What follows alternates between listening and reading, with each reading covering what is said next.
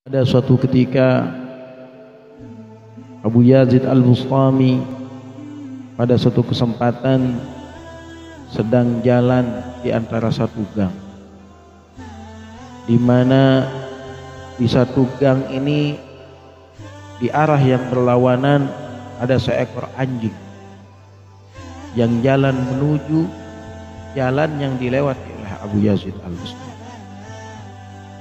Ketika itu Abu Yazid Al-Bustami mengangkat daripada gamisnya karena takut terkena dengan air liurnya anjing, yang sebagaimana kita ketahui air liur anjing itu adalah najis.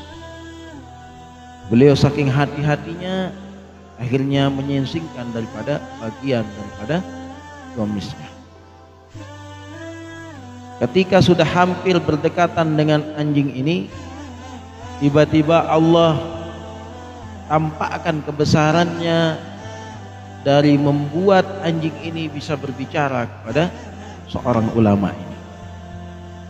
Saat itu karena saking takutnya terkena pakaiannya sudah disingsing sampai akhirnya memandang kepada anjing ini, jangan-jangan terpercik nanti gamisnya. Apa yang terjadi ketika sudah hampir berpapasan, tiba-tiba anjing ini bisa berbicara. Wahai Abu Yazid Al-Bustami, kalau pandanganmu itu dan kehati-hatianmu itu dikarenakan hanya karena takut dengan terkena oleh najisku, maka sungguh bukankah Islam mengajarkan najis semacam ini ketika dibasuh dengan air dan dikenakan dengan lumpur maka hilang najisnya. Tapi hati-hatilah wahai Abu Yazid, ketika itu engkau memandangku dengan mata merendahkan, maka hati-hatilah engkau, sesungguhnya noda daripada najis itu ketika dibasuh dengan caranya dia bisa menjadi hilang najisnya, tapi kalau noda di dalam hati itu bisa berakibat sampai daripada negeri akhirat. Apa yang kita ambil pelajaran daripada cerita ini?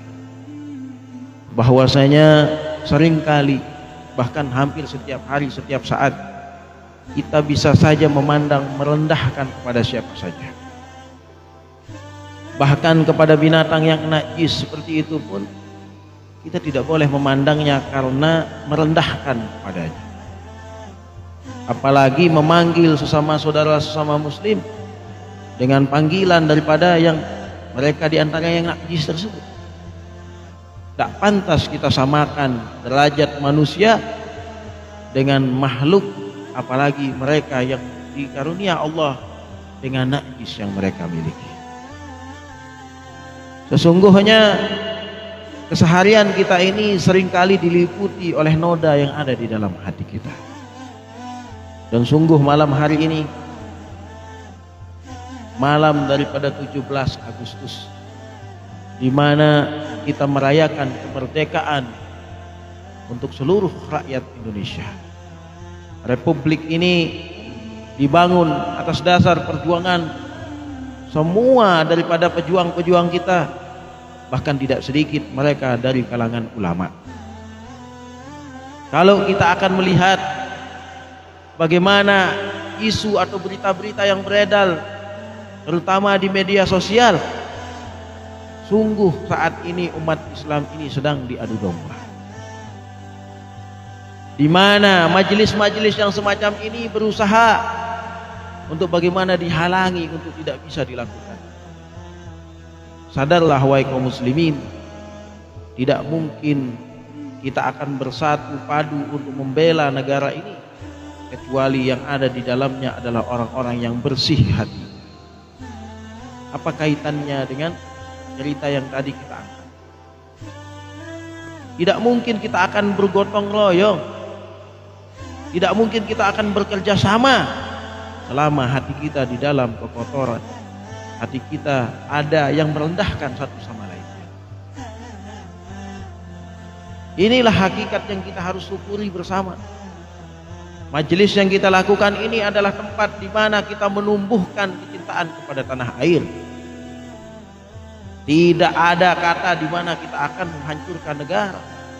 Yang ada adalah bagaimana kita akan menjaga daripada negara kesatuan Republik Indonesia.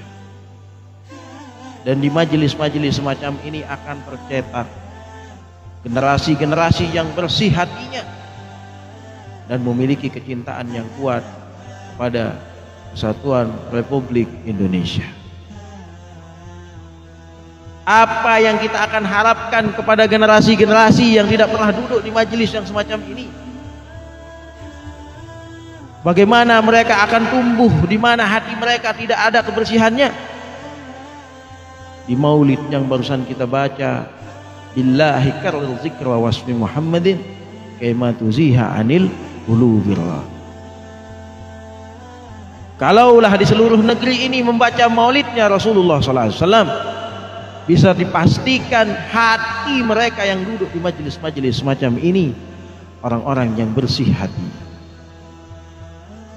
Coba kita perhatikan di mana-mana majelis, mereka itu tidak ada yang alumni koruptor, tidak ada mereka yang lahir dari majelis kemudian mereka akan korupsi.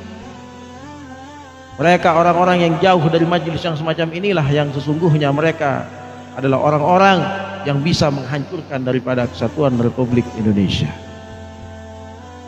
Maka daripada itu kita harus saling menyemangati satu sama lainnya. Di mana majelis-majelis ilmu itu dilakukan, di mana majelis-majelis maulid itu dibacakan, maka kita harus mendorong, saling memotivasi, bukan saling menjatuhkan. Ada majelis yang besar meremehkan majelis yang kecil, bukannya membantu satu sama lainnya. Kita berlomba-lomba, betul, kita berlomba-lomba di jalan kebaikan, tapi sesungguhnya bagaimana kita saling bermanfaat untuk yang lainnya, disitulah sesungguhnya yang harusnya kita lakukan. Sudah di saat ini dilema pandemi di mana-mana, anak-anak kita sudah tidak ada yang sekolah dengan layak. Tidak ada mereka yang bisa duduk dengan layak dengan gurunya. Tidak ada mereka yang bisa menuntut ilmu dengan sempurna. Ada yang kita harapkan. Tidak ada tempat kita duduk semacam ini. Tidak ada kita harapkan untuk bisa membersihkan noda yang ada di dalam hatinya kita. Dan satu-satunya cara untuk bisa membersihkan hati kita dari noda-noda hingga kita bisa rukun hidup satu sama lainnya, dan tidak ada juga dari kalangan umat terlebih tua. Apa sabda Rasul? Bukan daripada golongan umatku mereka yang muda yang tidak hormat kepada yang tua, bukan daripada golongan umatku mereka yang tua tidak kasih sayang kepada mereka yang lebih bawah umurnya daripada mereka. Lalu kita ini umatnya siapa? Nah, maka daripada itu disinilah majelis-majelis di mana kita mengisi pengetahuan kita tentang agama, hingga kita mengetahui apa yang disampaikan Rasulullah, hingga kita bisa meniru akhlaknya Rasulullah, hingga kita memperbaiki sedikit demi sedikit, bahkan akan lama-lama menjadi bukit apa yang kita bisa ikuti daripada akhlaknya Sayyidil Wujudi Muhammad sallallahu alaihi wasallam. Maka dengan ini kita berharap perkumpulan kita pada malam hari ini, berkat maulid yang kita baca, kita hadiahkan untuk negara kita yang kita cintai ini. Mudah-mudahan di ulang tahunnya kemerdekaan Republik Indonesia ini, mudah-mudahan Allah Subhanahu wa taala jauhkan dari segala macam mara bahaya dan bencana. Mudah-mudahan Allah jauhkan dari segala macam penyakit dan fitnah. Mudah-mudahan Allah lenyapkan mereka-mereka yang menghancurkan negara ini. Mudah-mudahan Allah persatukan daripada umat al-muslimin. Allah persatukan dan rukunkan semua persatuan yang ada di negeri kita tercinta ini. Mudah-mudahan Allah tutup kemurkaannya atas mereka-mereka yang telah mendustai daripada kejayaan Republik Indonesia ini, dan dilahirkan daripada keturunan-keturunan kita sebagai mereka-mereka yang menjadi pejuang-pejuang hingga tegaknya daripada kejayaan yang dimiliki oleh negara Republik Indonesia ini. Amin ya rabbal alamin.